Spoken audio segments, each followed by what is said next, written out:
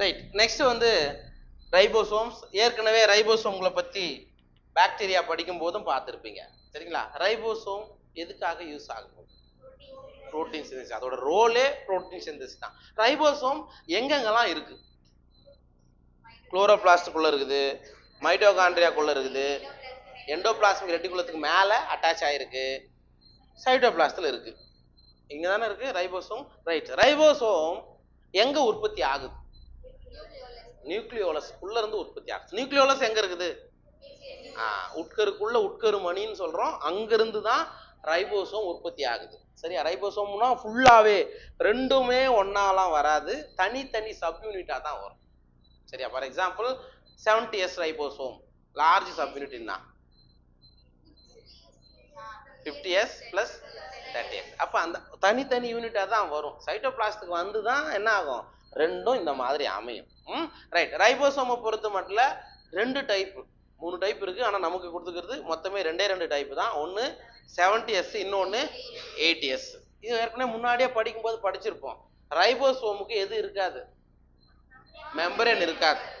சவ்வு இல்லாத ஒரு அமைப்பு தான் ரைபோசோமு. இதுக்கு முன்னாடி வேற என்னவும் படிச்சிருப்போம் அப்படின்னா, ரைபோசோம் ப்ரோகாரியாட்லயும் இருக்கும், யூகாரியாட்லயும் இருக்கும். அப்ப இட் மீன்ஸ் எல்லா செல்லுலயுமே ரைபோசோம்கள் இருக்கும். அது இல்லாத இடமே கிடையாது. அது சைட்டோபிளாஸ்ட்ல இருக்கலாம், மைட்டோகாண்ட்ரியாக்குள்ள இருக்கலாம், எங்க வேணாலும் இருக்கலாம். ஆனா ரைபோசோம்கள் ப்ரோகாரியாட்லயும் இருக்கும், யூகாரியாட்லயும் இருக்கும். அப்ப 2 டைப் ஆஃப் ரைபோசோம் சொல்றோம். ஒன்னு 70S, இன்னொன்னு 80S.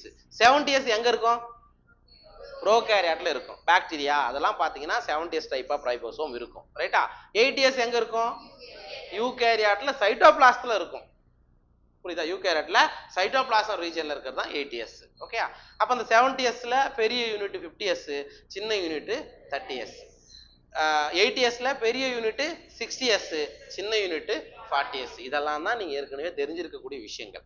சார் அந்த ரைபோசோமுக்குள்ள வேற என்ன சார் இருக்கும் அப்படின்னா, RNA, ரிபோசோமல் RNA ரைபோசோமுக்குள்ள தான் இருக்கும். புரியுதுங்களா? இதுதான் ரைபோசோமுடைய ஸ்ட்ரக்சர். அதுதான் இங்க கொடுத்திருப்பாங்க, பார்த்தலாம்.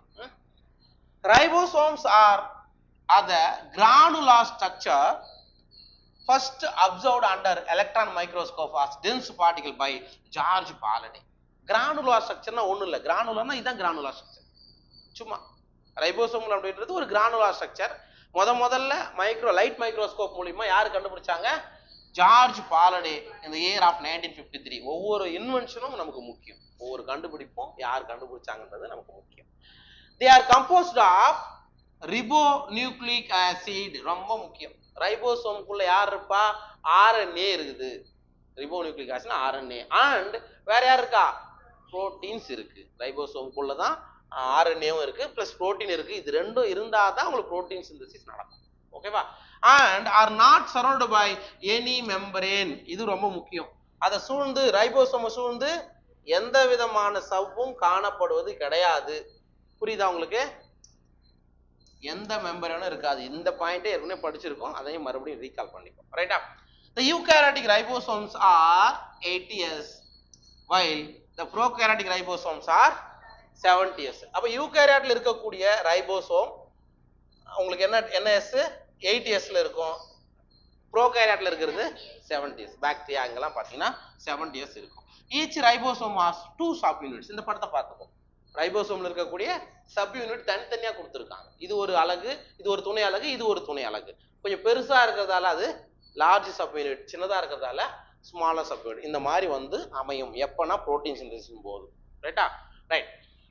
The 2 subunits of 80S ribosomes are 60S and 40S. சரிங்களா? 60S plus 40S 80S ரைபோசோம்ல இருக்கக்கூடிய சப் யூனிட்ஸ். அதே மாதிரி 70Sல 50S plus 30S. இதுல Sன்றது எதை சார் குறிக்கும்? ஸ்வெட்பர்க் யூனிட் ஆர் செடிமெண்டேஷன் கோஎஃபிஷியன்ட்னு சொல்லுவாங்க. ஸ்வெட்பர்க் அப்படின்றவர் தான் இதை சொல்லியிருக்காரு. அதனால அதோட யூனிட் வந்து ஸ்வெட்பர்க் யூனிட்னு சொல்லிட்டாங்க. செடிமெண்டேஷன் கோஎஃபிஷியன்ட்னா என்னன்னா, உங்களுக்கு சென்ட்ரிஃபியூஜ் இருக்கும். சென்ட்ரிஃபியூஜ்ல போட்டு நல்லா நீங்க ஒரு செல்லுல இருக்கிறத சுத்தினீங்கன்னா அதுல செடிமெண்டேஷன் எவ்வளவு ஆகுது அதை பொறுத்தும் சொல்லுவாங்க. அதான் S. 70S 80S அப்படின்றத சொல்றது. Okay. It is indirectly a measure of density and size. எது? S ன்றது எதை குறிக்கிறாங்கன்னா, இன்டைரக்ட்லி மறைமுகமாக ரைபோசோம் உடைய சைஸ் என்ன, அளவு என்ன, அதோடைய அடர்த்தி டென்சிட்டி என்ன, அதை கண்டுபிடிக்கிறதுக்கு தான் எதை யூஸ் பண்றாங்க, எஸ் பயன்படுத்துறாங்க. Both 70S and 80S ribosomes are composed of 2 units. ரெண்டுமே 70S இருந்தாலும் சரி 80S இருந்தாலும் சரி ரெண்டுத்திலும் யார் இருப்பா, இந்த மாதிரி 2 சப் யூனிட் இருக்கும். அவ்வளவுதான் ரைபோசோம். ரைட்டா? இப்ப பாரு ஒரு கேள்வி வரும், சீமா நிறைய ரைபோசோம் ஒரு mRNAவில் ஜாயிண்ட் ஆகிருக்கும், அதுக்கு பேர் என்ன? நிறைய ரைபோசோம் ஒரு mRNAவில் ஜாயிண்ட் ஆகிருந்தா அதுக்கு பேர் என்ன?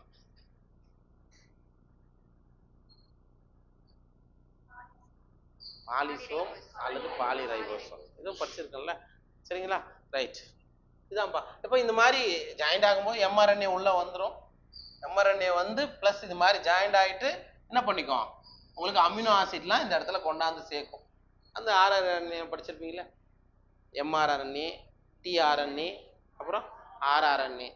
mRNA இங்கே வந்துடும், சரியா? tRNA எத்தாந்து வைக்கும், rRNA உள்ளவே இருக்கும், ரைபோசோம்லேயே இருக்கும். அப்புறம் தான் நமக்கு என்ன ஆகும், புரோட்டீன் சிந்தசிஸ் நடக்கும். அதுக்கான பேசிக் ஸ்ட்ரக்சர் தான் யாரு, ரைபோசோம். மாலிகுலார் பயாலஜி படிக்கும் போது இன்னும் டீட்டெயிலா எப்படி புரோட்டீன் சிந்தசிஸ் நடக்குது அப்படின்னு பார்க்கலாம். புரிஞ்சுச்சா?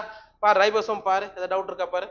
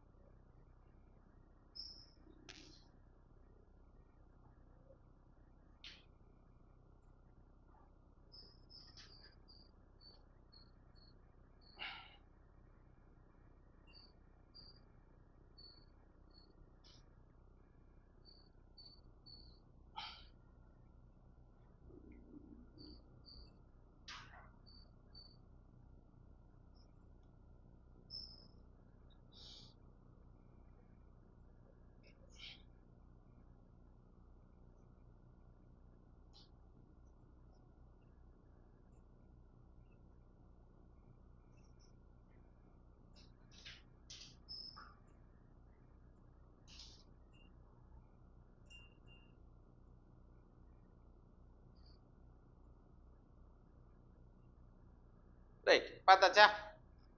ரைட், நெக்ஸ்ட் நம்ம பார்க்க போறது சைட்டோஸ்கெலிட்டன். சைட்டோனா சைட்டோபிளாசத்தை குறிக்கும், ஸ்கெலிட்டன்னா ஸ்கெலிட்டன் என்னது, சட்டகம்னு படிப்பீங்களா? அப்படின்னா என்ன அர்த்தம்னா செல் சட்டகம்னு தமிழ்ல சொல்லுவோம். ஒரு செல்லுக்குள்ள ஜஸ்ட் பிளான் செல் இப்படி இருக்கு அப்படின்னா அந்த செல்லுக்குள்ள இந்த மாதிரி இந்த பிளமெண்டாலான இந்த மாதிரி ஒரு வலை மாதிரியான ஒரு ஸ்ட்ரக்சர் இருக்கும், அதுக்கு பேர் தான் சைட்டோஸ்கெலிட்டன். சரியா? அந்த மாதிரி இருக்கும், உள்ள பார்த்தோன்னா ஒரு வலை மாதிரியான ஒரு ஸ்ட்ரக்சர் இருக்கும், அதுக்கு பேர் தான் சைட்டோஸ்கெலிட்டன். அது எதனால் ஆனது அப்படின்னா புரோட்டீன்களால் ஆனது, புரதத்தால் ஆனது. பார்க்கலாம்.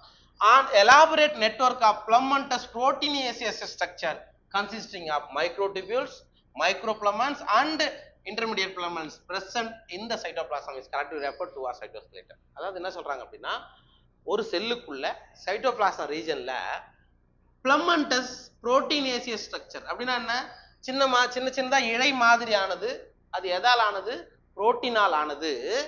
இதுல எதெல்லாம் வரும், சைட்டோஸ்கெலிட்டன்ல எதெல்லாம் வரும்னா மைக்ரோடியூபிள், சின்னதா ஒரு குழல் மாதிரியான ஒரு அமைப்பு, மைக்ரோடியூபிள்ஸ். மைக்ரோபிளமெண்ட்ஸ்னாலும் இந்த மாதிரியான ஒரு ஸ்ட்ரக்சர், அண்ட் இன்டர்மீடியட் பிளமெண்ட். இது மூணும் ஒன்னா சேர்ந்து தான் நம்ம என்ன சொல்றோம், சைட்டோஸ்கெலிட்டன். அப்ப நமக்கு கேள்வி வரலாம், சைட்டோஸ்கெலிட்டன் எதனால் ஆனது அப்படின்னா மைக்ரோபிளமெண்ட், மைக்ரோடியூபிள்ஸ் அண்ட் இன்டர்மீடியட் பிளமெண்ட்ஸ். இடைநிலை இழைகளா தமிழ்ல பார்த்துக்கோ. இதுதான் நம்ம சைட்டோஸ்கெலிட்டன் சொல்றோம். இதோடைய வேலை one of the NEET question. The cytoskeleton in a cell are involved in many functions such as mechanical support. உள்ள உங்களுக்கு அந்த செல்லுக்கு தேவையான எந்திர வலிமையை அது கொடுக்குதுன்னு சொல்றாங்க. அண்ட் மொட்டிலிட்டி, நகர்வுக்கு. எதனுடைய நகர்வுக்கு, செல்லுக்குள்ள இருக்கக்கூடிய ஆர்கனலுடைய நகர்வு. உள்ள இதுக்குள்ள இப்ப ஆர்கனல் இருக்குல்ல, சப்போஸ் மைட்டோகாண்ட்ரியா இங்கிருந்து இங்க போகணும்னா கூட த்ரூ வித் ஹெல்ப் ஆஃப் சைட்டோஸ்கெலிட்டன் வழியா தான் மூவ் ஆக முடியும். அதுதான் அங்க மோட்டிலிட்டி, வேற எதுவும் நம்ம சொல்லக்கூடாது. ரைட்டா? அதுக்கப்புறம் maintenance of the shape of the cell. Correct தானே?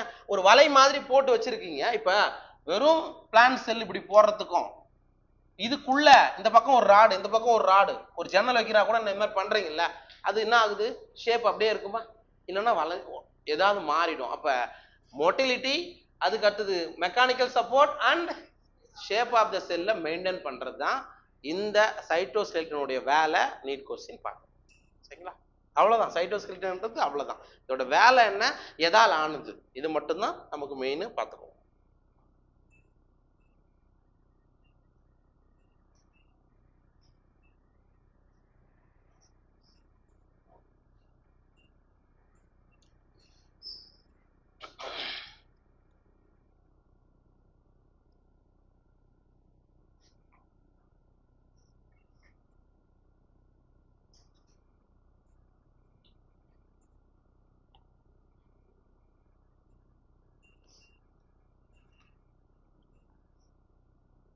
தமிழ் மீடியம் புக்கில் இருக்காது, ஃபங்க்ஷன் கொடுத்துருக்கேனா, அந்த வாட்டி கொடுக்கல.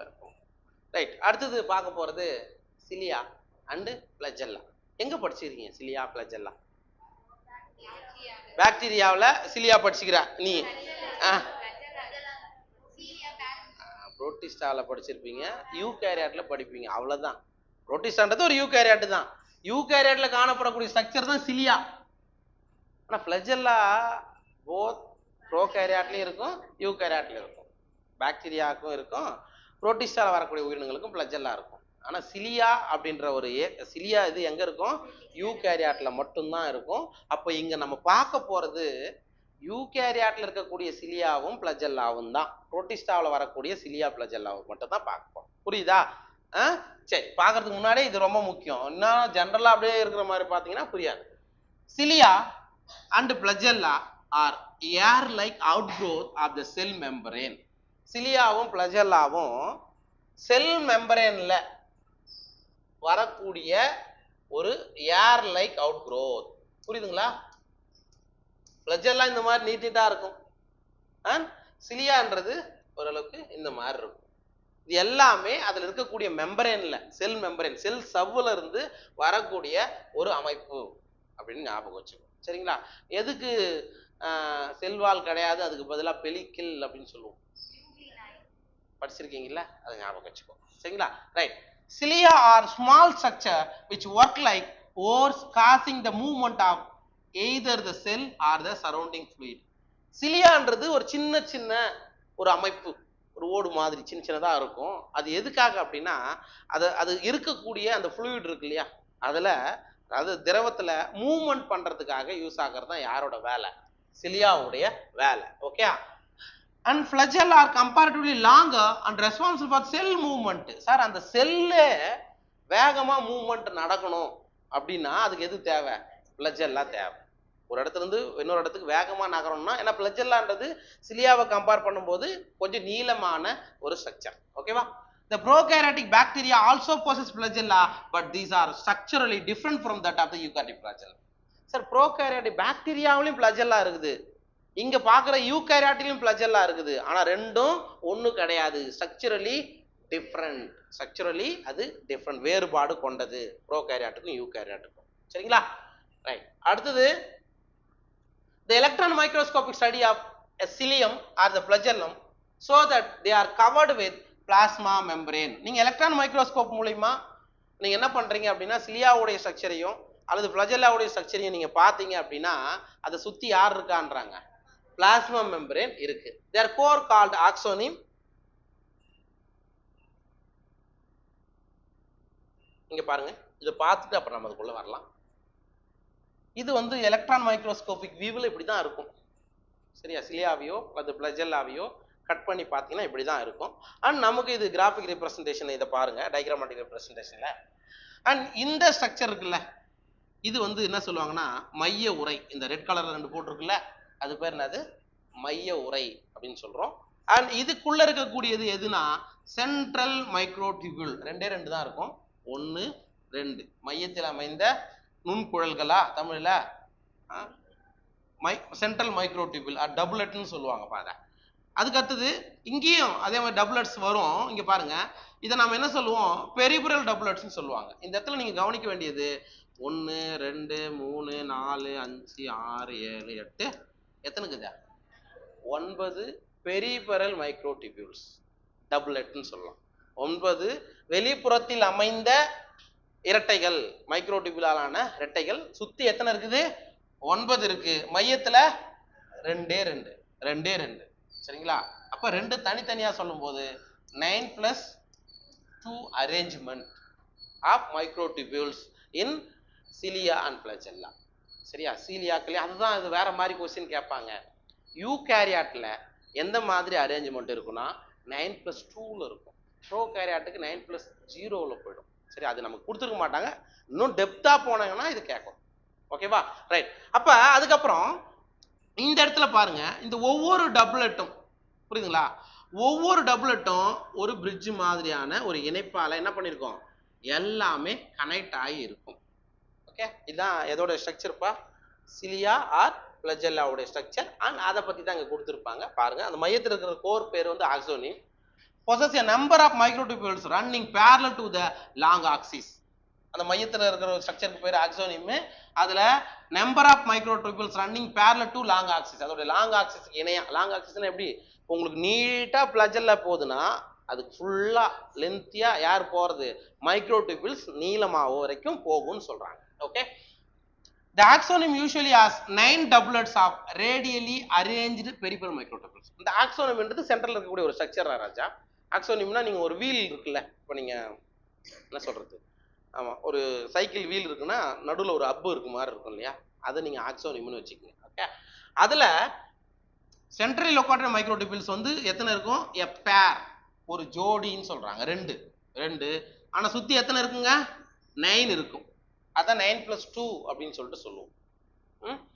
Such arrangement of axonimal microtubules is referred to as 9+2 array. அதை நம்ம என்ன சொல்றோம்? 9+2 ஒரு வீல் எப்படி அமைஞ்சிருக்குதோ அந்த மாதிரி சுத்தி 9 இருக்கும், மையத்துல 2 அல்லது ஒரு பேர், பேர்னு கொடுத்துருக்காங்க பாரு, அதையும் ஞாபகம் வச்சுக்கோ.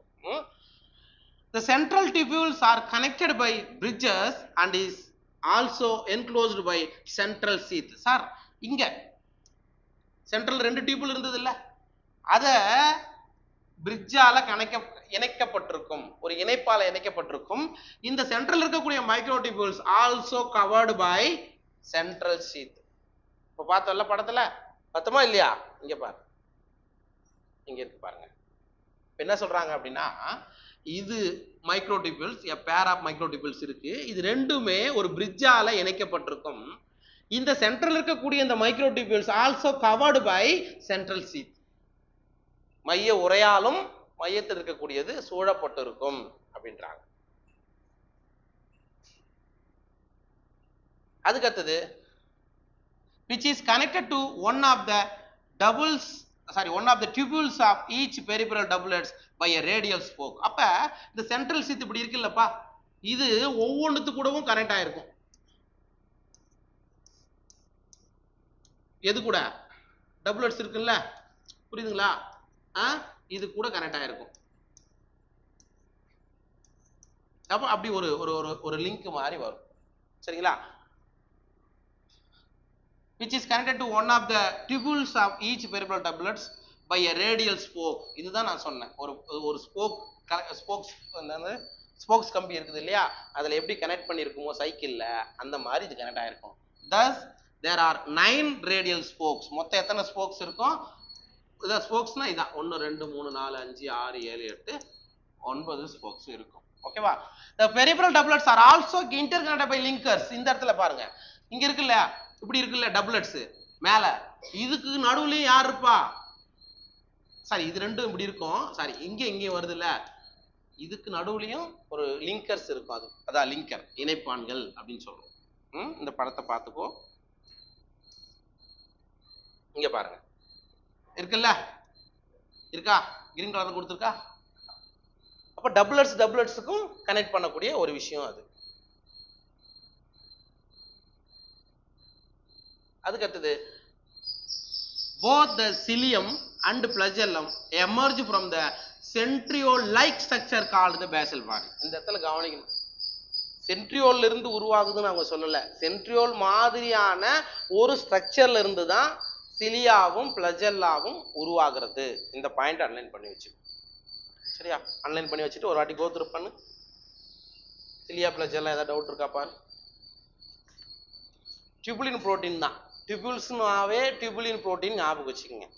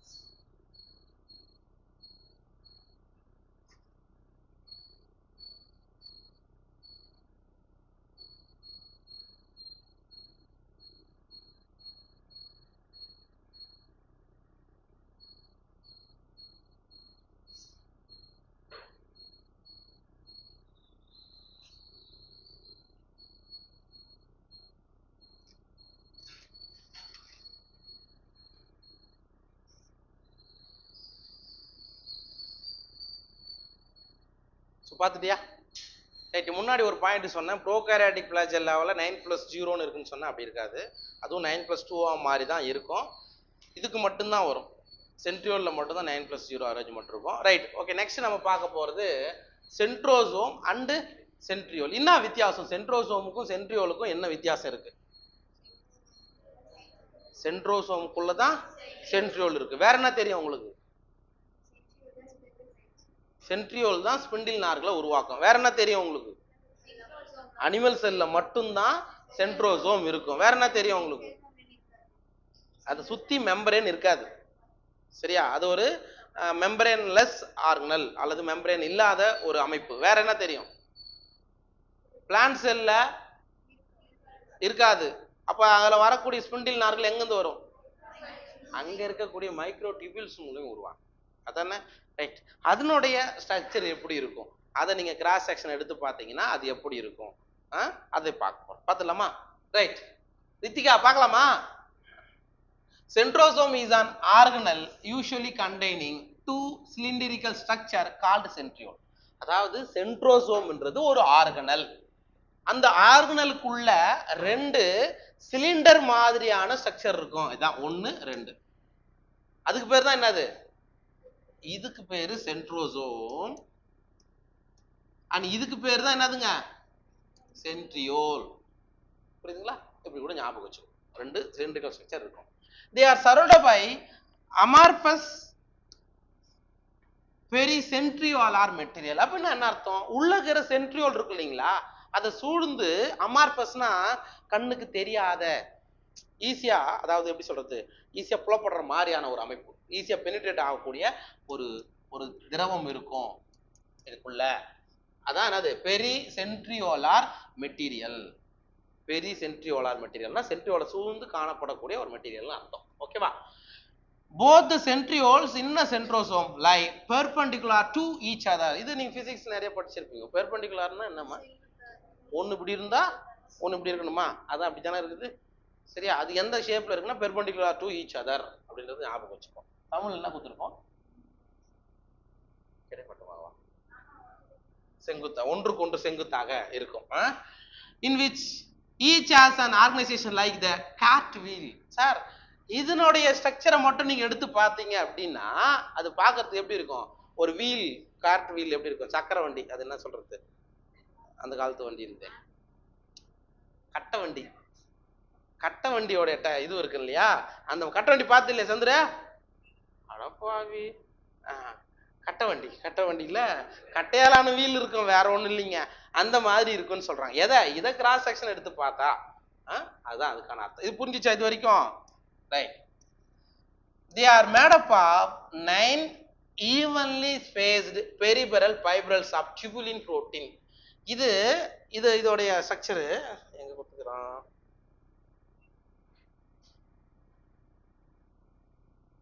ஐயோ கொடுக்கவே இல்லையா? சரி, நான் வரைஞ்சிடறேன். சரி, இதோடைய ஸ்ட்ரக்சரை நீங்க எடுத்து பாத்தீங்கன்னா எப்படி இருக்கும் அப்படின்னா அதே மாதிரி தான். இப்போ நீங்க சிலியா ஃபிளாஜெல்லாக்கு பாத்தீங்களா, இதே மாதிரி தான் இருக்கும். மேல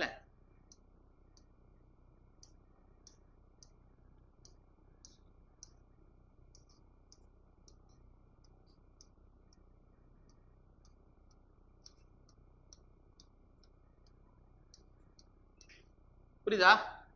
இது நடுவுல ஒண்ணு இருக்காதுடா ராஜா, நடுவுல ஒண்ணு இருக்காது.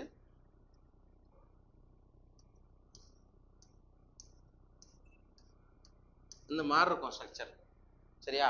இதுல ABC ட்ரிப்ளெட்னு சொல்லுவாங்க, அங்க டபுளெட் இரட்டைகள், இங்க ஏபிசி ஏபிசின்னு இருக்கும். இதுவும் அதே மாதிரி தான், ஒண்ணுக்கு ஒண்ணு என்ன ஆயிருக்கும், கனெக்ட் ஆயிருக்கும். மொத்தம் எத்தனை இருக்குது? 9 இருக்குதா? 9 இருக்கும். மையத்துல யாரும் இருக்க மாட்டான். அங்க இங்க இப்ப பாருங்க, இது புரியும். made up of 9 evenly spaced peripheral fibrils. ஒவ்வொன்றுத்துக்கும் ஸ்பேஸ் ஈவனா இருக்கும். நான் வரையில அப்படி ஜென்ரலா அதில் பார்க்கும்போது ஒவ்வொன்றுத்துக்கும் ஸ்பேஸ் ஈவனா இருக்குன்னு சொல்றாங்க. Okay, it is made up of tubulin protein. அந்த புரோட்டீன் பேர் என்னது? டியூபுலின். அது ஞாபகம் வச்சுக்கோ. Each of the peripheral fibres is a triplet. மூணா இருக்கும். சரியா? மொத்தம் மூணா சேர்ந்து இருக்கும், அதனால அதுக்கு பேரு triplet. The adjacent triplets also linked. It means இந்த ட்ரிப்ளெட்டும் நடுவுல இணைஞ்சிருக்கும். Right. The central part of the proximal region of the centriole is also proteinaceous and called the hub. Sir இந்த இடத்துல இருக்குல்ல, இதான் சென்ட்ரல் போர்ஷன், இதுவும் புரோட்டீனால் ஆனது. இதை நீங்க என்னன்னு சொல்றீங்க? ஹப்னு சொல்றீங்க. அது பேர் என்ன சொல்றோம்? Hub. Which is connected with tubules of the peripheral triplets by radial spokes made up of protein. அப்ப இந்த ஹப் எது கூட கனெக்ட் ஆயிருக்குது? ரேடியல் ஆரப்போக்குல அமைந்த இந்த ஸ்போக் மாதிரியான அமைப்பு இருக்கு இல்லையா, அது கூட கனெக்ட் ஆயிருக்கு அப்படின்றாங்க. The centrioles from the basal body of cilia or flagella and spindle fibers that give rise to spindle apparatus during cell division animal cell. நமக்கு தெரிஞ்சதுதான். இதுவும் பேசல் பாடி அங்க எப்படி இருக்குதோ, எப்படி பேசல் பாடியா சிலியா ஃபிளாஜெல்லா உருவாச்சோ அதே மாதிரியான ஒரு அமைப்புல இருந்து தான் இதுவும் உருவாகுது. But spindle fibers that give rise to spindle apparatus during cell division of animal cells. spindle apparatusனா என்ன? இந்த மாதிரி இருக்கும். இதுக்குள்ளதான் நமக்கு சென்ட்ரியோல்கள் இருக்குன்னு வச்சுக்கோ. ஆஸ்டர் ஃபார்ம் பண்ணும். ஆஸ்டர் அப்படின்ற ஒரு இழைகளை ஃபார்ம் பண்ணும். அதுக்கப்புறம் தான் என்ன வரும்? ஸ்பிண்டில் ஃபைபர்ஸை ஃபார்ம் பண்ணும். இது ஒட்டு மொத்தமா சேர்ந்தது தான் என்னது? ஸ்பிண்டில் அப்பaratus. அப்ப இந்த ஸ்பிண்டில் அப்பaratusஐ யார் உருவாக்குறா அப்படின்னா இந்த சென்ட்ரியோல்கள் தான். அது எங்க? அனிமல் செல்ல தான். பிளான்ட் செல்ல ஸ்பிண்டில் அப்பaratusனு ஒரு ஸ்ட்ரக்சரே இருக்காது. ஓகேவா? இது புரிஞ்சிச்சா? இதுதான் அவங்களுக்கு என்னது? Centriole and centrosome. பாரு.